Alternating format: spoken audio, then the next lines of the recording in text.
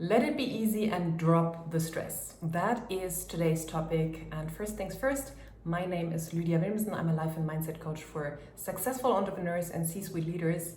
And here on my channel, I talk about all things business success, business growth, mindset, manifestation, and conscious creation. And to also let you know, I have 2 pre-sales at the moment. One is for the Mindset Tribe, which is for starting entrepreneurs and people who just want to get a little bit of more insights into mindset and manifestation and mingle with other entrepreneurs on the same path. And then I have the Expansion Mastermind, which is for entrepreneurs who are already far away in the process, who are very successful already, and they want to achieve personal mastery. Because personal mastery also then, in the longer run, gives you even more business success. And personal mastery, how I teach it, comes through a lot of mindset and manifestation work. And once you apply that, it will just blow your mind, and we are going to do this in the mastermind as well. Check out everything, it's in the description. If you have questions, reach out to me. And this is for the little prequel here, and now about today's topic. Let it be easy and drop the stress. What do I mean by that? Stress is the silent killer out there. Stress is basically happening for everyone at the moment. Or not at the moment, forever almost. Stress is something that everyone knows. And what has happened for me is that I had a difficult childhood. I had many challenges on my path. And the one thing I'm known for is that I lead my life and my business from a place of ease. And people always say out there, business success doesn't work, you have to have hard work and struggle and go all in and work a lot. You cannot achieve that with ease. And I say, no, I'm an example. And even if, and my clients as well, and even if I have challenging situations in my life, I move through them with so much ease so that people actually think I never have challenges. But this is not true. I have at least as much challenges as other people. But I have learned to get about them or move about them with so much ease that for other people it looks like, my God, her life is perfect, nothing is happening. So I'm basically the queen of ease. However, I wasn't that before. I have gone through 2 burnouts. I have lost very important people in my life. I was stressed out as fuck, and I learned how to change that. And I want to dive a little bit deeper into that today. I'm not going to necessarily give you so much tools, what to do. You can use affirmations, visualizations, all of that. You can definitely use that. I want to go a little bit deeper, and I want you to journal or to just think along with me now that I'm talking here. What are the reasons for you having such a stressful life? So if you're a high achiever, you get a lot of things done, and your mind is full with all the tasks, and you're almost thriving on stress, on adrenaline. There is a reason why that is the case. And as long as you're staying in that same loop, nothing will change. Your life cannot become easier if you don't change the internal wiring. And we are going to talk about that today. So your current life, with every bit and piece of stress that you're having right now, is your creation. It is not being put out, being put down on you from other people, from everything around you. No, it is your creation. If you didn't want, or if there is a part, or if there were all parts of you on board with living a life of ease, you would not live a life of stress anymore. And the same with business. I have so many clients who come to me, they work so much, and they're about I have to do all of these things. I don't know how to be able to run a business with more ease. And we have to uncover what are the beliefs that hold this situation in place. And I want to give you 4 today to really check in with yourself. What I see happening with people out there, especially high achievers, that they have coupled achievement with self-worth. And usually it stems from early childhood. So most of my clients, they didn't necessarily receive a lot of love just for them as a person. They weren't loved for who they were being, and they were not necessarily even loved for what they were doing, but at least they got a little bit of recognition. So they learned from early childhood on I only receive validation, recognition, or love when I achieve. Good grades in school, helping a lot at home, helping other people, all these things, They received some form of feedback from their caregivers, from the people around them for that, but never for them as a human being. And what I teach my clients is to shift into a place where you feel validated, where you feel appreciated, where you feel loved, just for your sheer existence. No need to hustle anymore, no need to achieve anymore. And you can only really release achievement and hustle from your life when you are able to differentiate those both. When you learn to really feel appreciated and loved for who you are, no matter what you do, then you can basically choose if you want to hustle or not. But before you do that, hustle will always be your identity. It will always be a need. You cannot stop the hustle. You cannot let go of stress until you cut it off from your self-worth. So the first thing is, what I see in my clients and in so many people out there, they have coupled self-worth with achievement and stress. You get a medal for one burnout, for the next burnout, for working 14 hours, 16 hours. This is how society functions at the moment. This is what you get as feedback from society. And you have to understand that and consciously decide no more. I am worthy just because I exist. I am worthy just because of my sheer existence. Just because I walk around here on this planet. Nothing else is necessary. That is the basis for, dividing self-worth from achievement. And then you can also freely achieve and be happy about your achievements. But before you do that, it will always be connected and you're not free. You're actually dependent on achievement to keep feeling secure, to keep feeling happy, to keep feeling validated. And that means once you have achieved something, a minute later, it's not enough anymore. You have to achieve the next thing.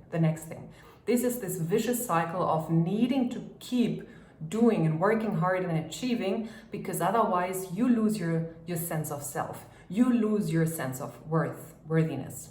So you have to really cut these off from each other and understand that you can work as hard as you want, whenever you want, because you enjoy it in the moment, the same as the same that like when you go to the gym and you enjoy working hard, but it's not connected to your sense of self anymore.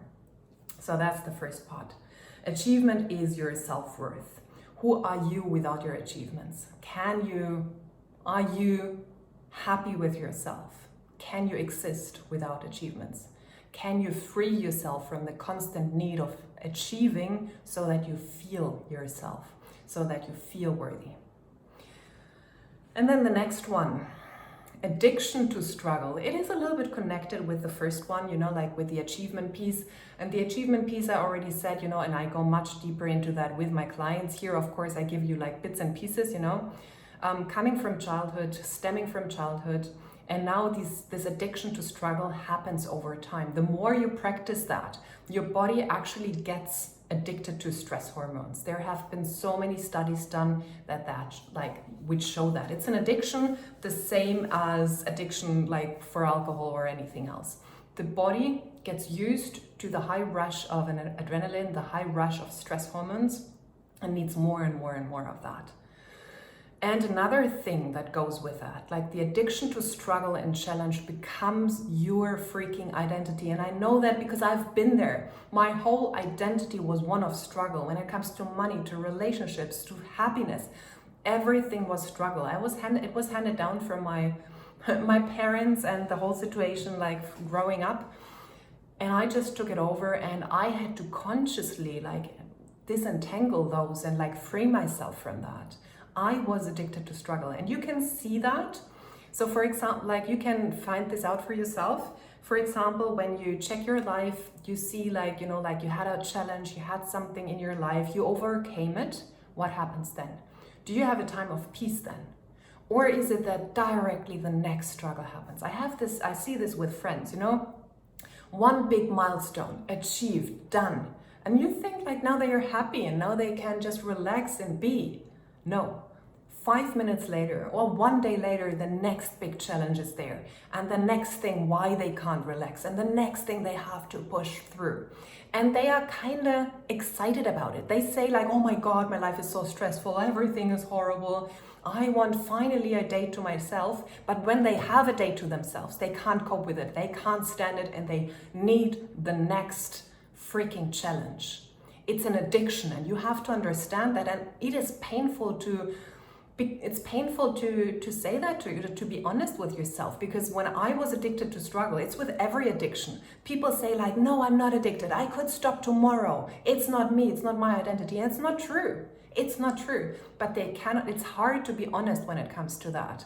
And as long as you don't have awareness around that you're actually addicted to that, you cannot change that identity. It is your identity. This is who you're seeing. And when you drop that identity, there is nothingness. There is nothing, no one, because it has become you. Struggle and challenge has become who you are being. And letting go of that is like death. It's like ego death. So you have to, and you can still do it. I did it. Get help from coaches, ask me, work with me. You can also do it by yourself. Like sometimes it just needs the click. It just needs the understanding of like, wow, yes. Like there was a challenge. I thought it was all done, overcome. Bam, the next thing happens. It's, like, hey, I'm building a house. Then my car breaks. Then the business almost goes under. Then I want to start 2 more businesses. And then my boyfriend does with blah, blah, blah, blah, blah. It's like one thing after the other, but you can already feel the rush of adrenaline. You can feel the hormones in your body being like, bam, bam, bam, I have to give my best. And that's the addiction to struggle. That's the addiction to overcoming challenges. Because, like, I'm freaking enjoying my life. I get a lot of things done, but I don't come from a place of struggle anymore, from an identity of struggle. I come from a place of ease and passion. So I have passion for my work coming from ease. And people who are addicted to struggle have also passion, but mainly the driver is struggle. The driver is solving struggle and challenges. So if you call yourself a problem solver, I always have so many problems and I've solved them, there you go. There is an identity connected to that. There is a form of addiction going on. And the thing is, when you're in that place, you cannot get out. You will have to keep creating one challenge after the other. Because as I said, it's your identity, it's your way of being. If you want to create ease and stress-freeness, if less stress in your life, you will have to get out of that connection. So the first thing is awareness and honesty with yourself, really. That's why I'm telling you. Okay, next one. So that was number 2, addiction to struggle and challenges. The third one is, let's take the other one. Third one, yes, you can't handle silence. And that goes a little bit together with the first 2 ones, like constant adrenaline, constant work, one task after the other, bam, bam, bam, bam. And in these people, there is actually a fear of silence. Ask yourself, are you good with meditation? Do you like meditation? High achievers who are on high stress, high alert mode all the time, usually say meditation, I've tried it, it didn't work. I can't shut off my brain. Are you a person who can't shut off your brain? This is, people who are not able to do that. It comes from a place of when I shut off my brain, when there is silence. 2 things here. When there is silence, all the negative chatter starts coming in, all the sabotaging thoughts, all the shit I'm thinking about myself and my life is like pouring in. So people keep themselves busy to not have to listen to all the very destructive self-talk. Lots of low self-worth. You're a shit, you're never good enough, everyone hates you. So when there is silence, all these voices come in with full power. So people keep themselves busy to not have to listen to those voices. It's painful. That's one thing. Or the other thing is that you can't handle silence because it's fearful. You're fearful of these voices. It's like, what is going on? What is behind that? I'd rather keep working instead of really listening deeply. So there's a lot of fear attached to that. One thing is overwhelm, the other thing is fear. What if all these things are right? What if these voices actually are true? And It makes sense. So ask yourself, can you handle silence? Can you sit in silence and not do anything? Or is there like the constant pressure then to keep going, to keep performing, to not miss out on, like the next best thing? That's another thing, if there is silence, if there is like nothing happening, I'm missing out on life.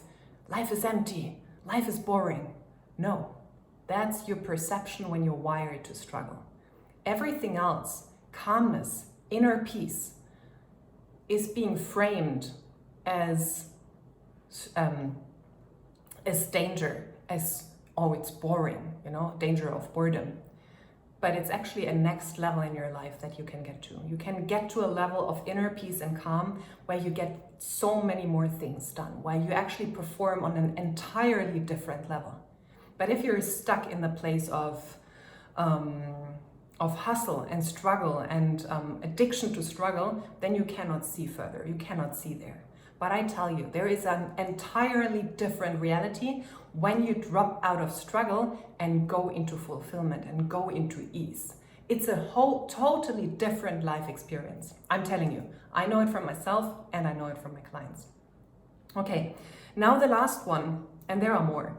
Why do you keep being stressed and having stress in your life? Is because many people, they have subtle or like subconscious loyalties to their ancestors. So, or even to the class they come from.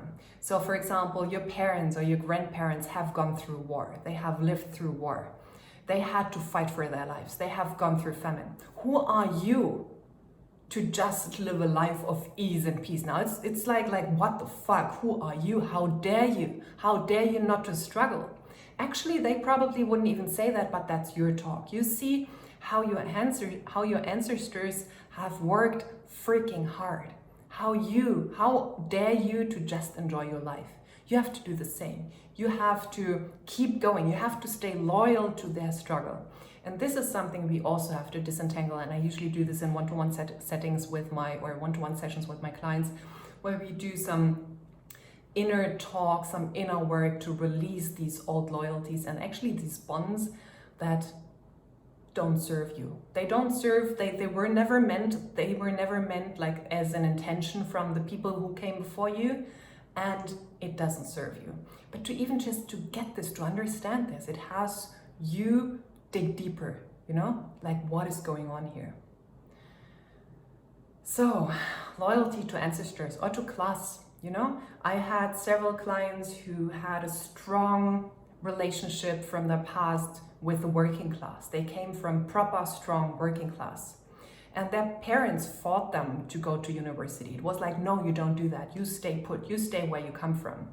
And, even though whatever they did, this was done, even when their parents didn't say anything about it anymore, it was still their identity. I come from that. I come from working class. Who am I to be wealthy now? Who am I to become the enemy? The wealthy person, the person who makes money, the capitalist. So even that, it sounds funny, it sounds strange, it sounds like, why the heck, I don't care, I just want to make money. These things are quite subtle, these things are quite under the surface, and we usually have to dig deeper to get to that root. So you can journal on that, journal on these 4 things. Let me repeat. Achievement is tied to your self-worth. You're addicted to struggle and challenges as your identity. You can't handle silence because you're being flooded by thoughts and the fear of, these thoughts that are coming in, and the loyalty to ancestors, to the class or wherever you came from. And we can work on all of these. The first step is always awareness and really getting to the root of where your addiction to stress comes from. Because, you can do all the affirmations, you can do all the shifts and changes in your life, create an easier life, but you will keep creating challenges for yourself, even in a place of ease, if you're still wired to struggle. You're trying to implement things of ease, like time management. You book a massage once a week or once every day. You book this, you book that. But internally, you will still be on high alert, and you will have stress then in your relationships. You create struggle with friends, you create struggle with your house, things break down in your house. All of that, it's connected to that identity that needs to shift. So a very deep shift is necessary, not just one like, hey, let's outsource a bit more things to other people, have more free time in business. No, it will be replaced by other things that have you struggle and have you being challenged. So I hope that gave you a few breakthroughs, a few aha moments, and you're ready to shift your identity away from struggle and towards ease and releasing stress. If you want more support in my mastermind, in my tribe, or one-to-one coaching, reach out. But you can of course do it yourself, like uncover the root cause, uncover the root beliefs, flip them, work on stepping into the opposite I am state, and you're there. Might take a bit of time, but it's totally possible. So thank you so much for all your comments, for your subscription to my channel, for your likes, and just for watching. Thank you so much, and until the next video.